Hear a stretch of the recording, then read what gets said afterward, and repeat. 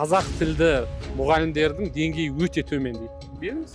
Жартысы қазақ, жартысы орыс болады. Микроучастку по прописку. 1,5 балаға салынған мектепте қазір 2,5 мың бала оқып жатыр. Никто здесь вас никуда не гнал.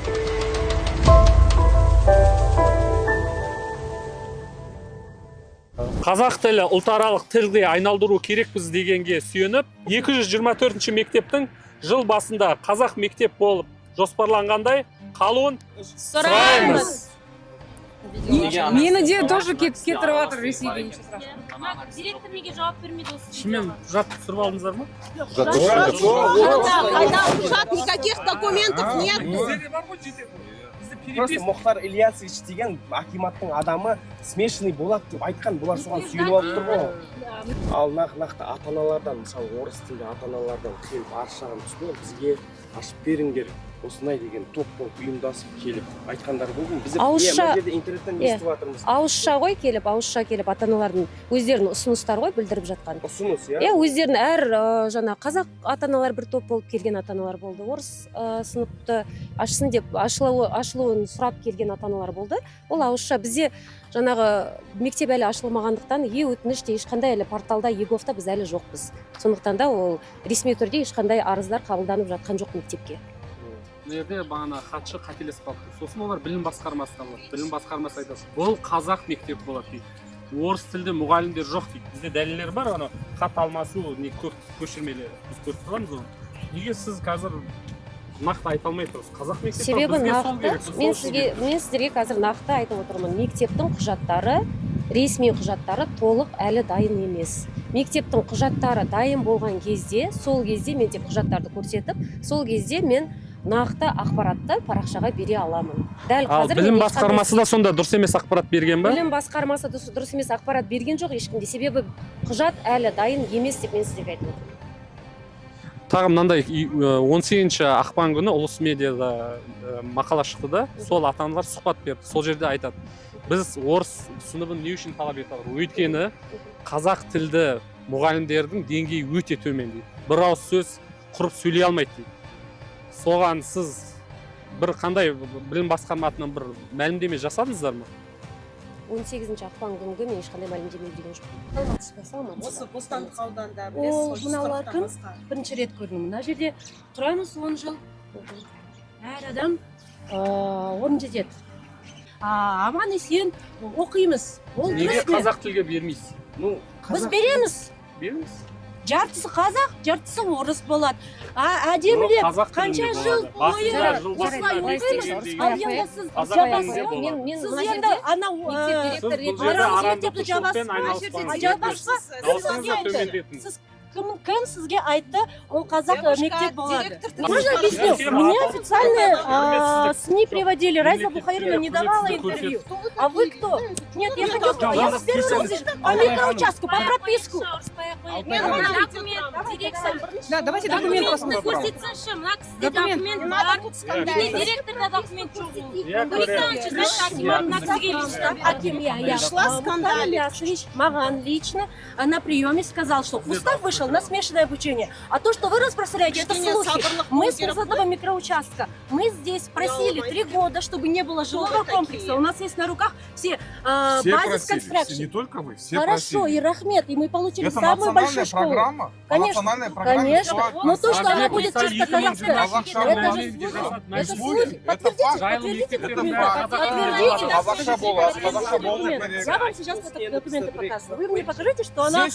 Нет, приказ? подождите, Чье давайте это вы выступление? получили документ, что это будет смешанная школа. Устав выше смешанная, понимаете? Вот у вас есть? послушайте. Давайте Есть, посмотрим давайте тогда. послушаем. Может быть, на самом деле мы тогда зря собираемся. Мы изъявляем тут свое Нет, желание, давайте, понимаете? Покажите документ.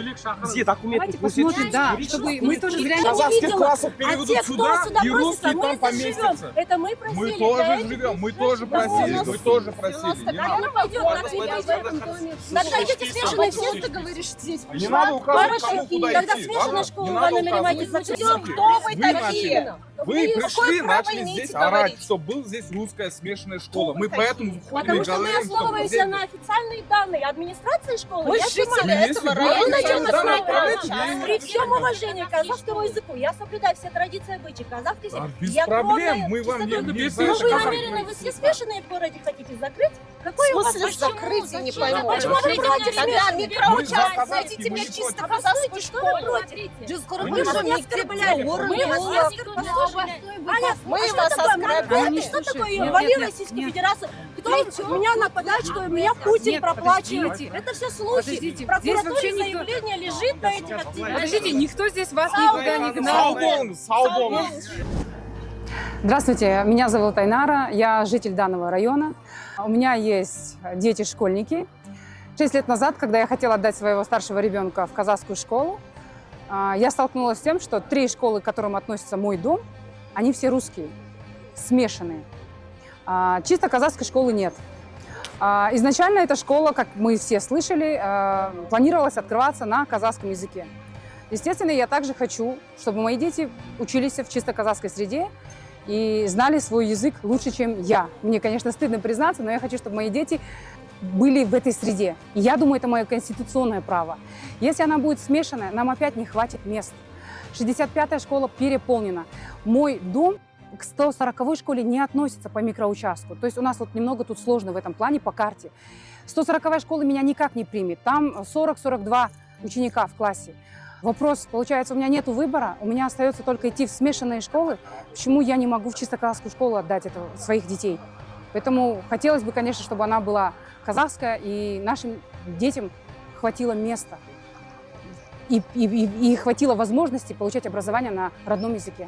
Әрқайсымызға белгілі, бұл жақта аралас мектептерде бар. Енді бірақ бізде ол жақта қанша қазақ сыныбында қанша оқушы отырған, орыс сыныбында қанша отырған, өздеріңіз санасаңыз да болады. Қазір қазақ сыныптарында 40 баладан отыр.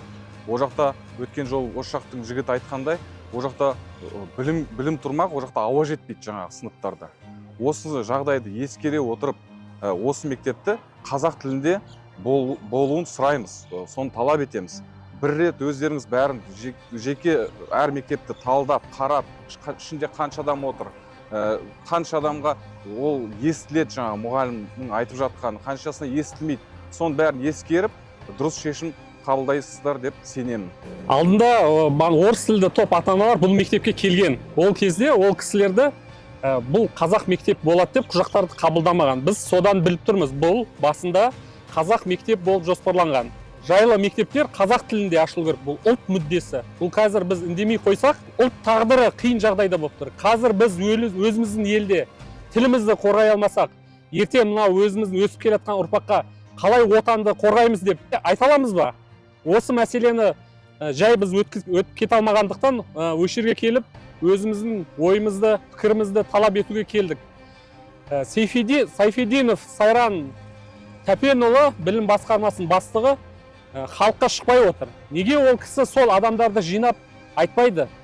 Жұмыстар жүргізілмейді, түсініктеме. Қазақ тіліне беріңдер. 32 жыл болды деп неге көндірмей жұмыстар жасалмай жатыр? Қазақ тілін дамыту басқармасы болса акиматта неге олар түсіндірме жұмыстарын жүргізбеген? Қазір олар қазақ тілді мен орыс тілді аудиторияны бір-біріне айдап отыр. Бұл арандатушылық. Сондықтан тыныш қана, ешқандай у-шусыз, басында қалай бекітілгендей, бұл қазақ тілі болып мектеп болып қалу керек. Ал қазір біз жартылай ашсақ, ертең әр микрорайонда қазақтар көп, солар келеді, сосын қайтадан 40 баладан отырады. Сосын білім сапасы төмен болады. Біз оған жол бермейміз. Мен Бибінұр Мұратқызы, Алматы қаласы Бостандық ауданының тұрғынымын. Ашылғалы жатырған жайлы 224 мектептің таза қазақ мектебі болып ашылуын сұраймын. Себебі 2 балам оқушы, олардың таза қазақ мектебінде оқуын қалап, номер 140-шы осы микро аудандағы жалғыз қазақ мектебіне апарғанымызда орын болмады. Бала саны толық деп, 40 баладан отыр деп бізді қабылдамады. Сол себепті балаларымызды осы ауданнан алыс қазақ мектебіне тасуға мәжбүр болдық. Енді таза қазақы тәрбие беріп отырған ата-ана ретінде балаларымның қазақ мектебінде білім алуын қалаймын және қазақ мектеп болып ашылуын сұраймын. Есімім Жұлдыз Сауытбайқызы. Мен осы Бостандық ауданындағы ЖК Асылтауда тұрғынымын, яғни 9 жыл болды осы жерде тұратыныма. Қазір балаларым 65-ші мектепке барады. Яғни осы ауданда, микроауданда 2 ғана мектеп кіреді осы микроауданға. Яғни бұл осы микроауданға 2 ғана мектеп кіреді. Ол 2 мектептің екеуі де аралас мектеп. Енді қараңыздар, біз біріншіден мына бір мектептің, менің балаларым баратын мектептің 65-ші мектепте қазақ сыныбының ашылғанына 6-7 жыл ғана болған. Сыныпта 35-36 балаға дейін отырамыз. Ол біріншіден санпин бойынша бір сыныпта, мен өзім биохимик генетикпін. Қараңыздар, бір санпин бойынша бір сыныпта 25 бала отыру керек. Бұл бұдан асып кетіп тұр нормадан. Екіншіден, балалар 3-ші этажда оқиды. 2-ші сыныптың баласы терезеден былай телміріп қарап тұрады, құлап кетуі мүмкін. Одан кейін бала бас айналып құлап жатқан балалар қаншама, бұл 2-ші. Одан кейін қараңыздар, мына жердегі ЖК-лар қазір салынып жатыр, ЖК көп. Ертең олар қолданысқа берілгеннен кейін қазақша оқитын балалардың саны тағы да көбейеді. Қазір біздің сыныптың өзінде өзге ұлттың балалары бар, дүнген отбасынан бар, татар отбасынан бар деген сияқты. Енді қараңыздар, осы жерде егер тағы да бір аралас мектеп осы микроауданға салып беретін болса, біз тағы да сыймаймыз. Баяғы жартас, бір жартас демекші, бір сыныпта қайтадан 36-40 бала отырамыз. Бұл бірінші жағдай. Екіншіден, осы жерге қазақ тілінде береміз деген ата-аналар жаңа біздің мектепке келеді ғой, ол резиновый емес, оларды қайтарып жібереді. Олар анау Алмалы ауданына барып 175-ші мектепте, басқа мектептерде оқып жүр. Сондықтан да біз осы негіздемені айта отырып, қазір сіздерден 224-ші мектептің таза қазақ тілінде болып ашылуын сұраймыз. Бірінші жаңағы, мына жерде қазақ мектебі жоқ деп, бірінші класста амал жоқтан баламды Кемелге апарып оқыттым. Платный школаға. Бізде сөйттік. Одан кейін екінші класста мен Кемелде баламның сабағына қараймын. Сабағы мына жақта оқып жүрген балаларды күнелдім, асып түсіп жатқан жоқ. Содан кейін мына мектепке барсақ, как раз 65-те айтты, орын жетеді, біз алып жатырмыз деді, ала қойды бізді. Сөйтіп барсақ, біз именно сізде, мына кісі мен ата-ана тоже біздің алдымызда оқиды екен.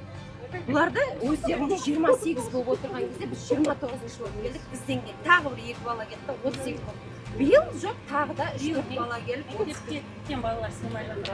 Жиналыс, мектепшілік ата-аналар жиналысының кезінде директор өзі айтқан, 1,5 балаға салынған мектепте қазір 2,5 мың бала оқып жатыр дейді.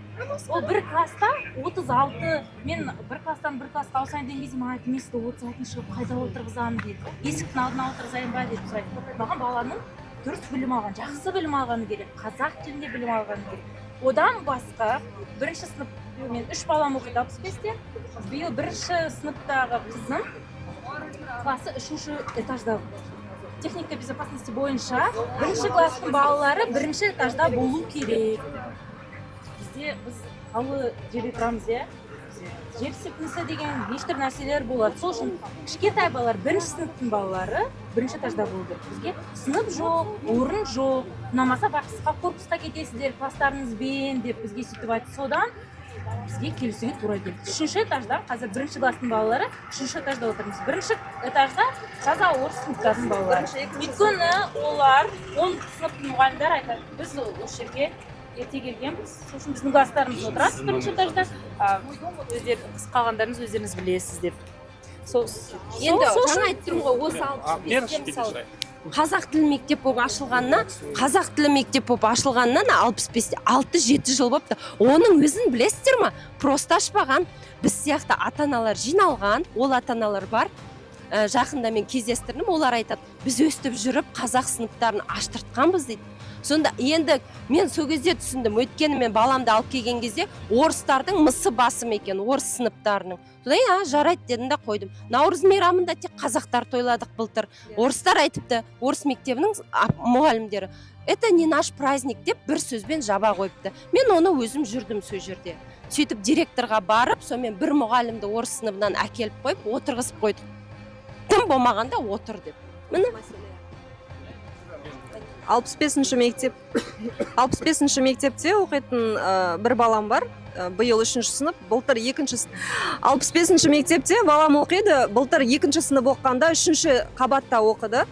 Сөмкелері ауыр, 3 қабатқа балаға көтерілу, ол деген қауіпсіздік ол жерде сақталмайды, құлап кетсе кім жауап береді? Бірінші, 2-ші қабаттан орын сұрағанымызда сынып бос емес, ол жерде орыс сыныптарымен толық деп айтты. Және ол жерде лифт бар, лифтті да бермейді қолдануға.